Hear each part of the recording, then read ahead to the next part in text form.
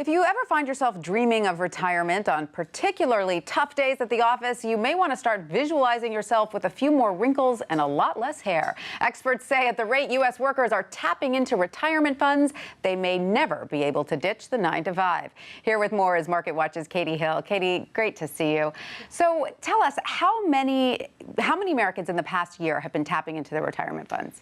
15% have tapped into their retirement funds just for emergencies, probably a little more just for a bunch of other causes, but 15% just because they needed emergency funds alone. And who's keeping track of all of this? This 15% is from Bankrate, but a number of studies show a similar thing. So we're looking between 15 and 20% tap that 401k, IRA for something that they probably shouldn't. Mostly emergencies, you're saying? What, yes. Medical bills? What kinds of things? I mean, anything. And by the way, what they define emergency as might not be what me or you define emergency as. Yeah.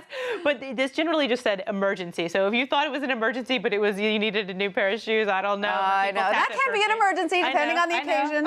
Shoes are very important. And let me guess, most of those people are not then replacing those funds. Right, plenty of them. Once they take them out. So, yeah, and even if they do, right, even if they took a 401k loan and paid it back, they're still missing out on these huge market returns. So 401k loan, you usually have to pay that back in 5 years.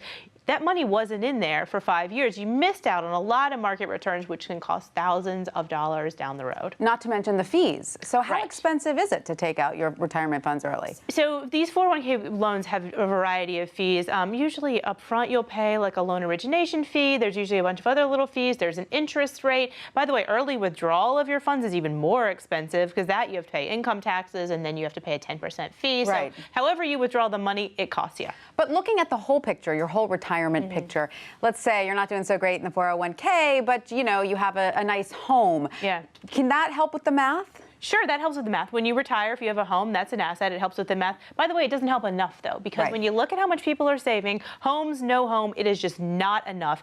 Only about, I think, 14% of people have retirement savings $250,000 or more. Most experts are saying, that $1 million figure you hear is usually $1 million or more. We are so far away from that it is. So only 14% of American workers are set up for retirement. And that's 250,000 or above. That doesn't mean they have enough for retirement yet. That's 14% that are in a good level.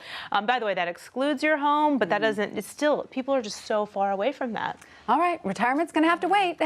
All right, Katie, thank you so much for that.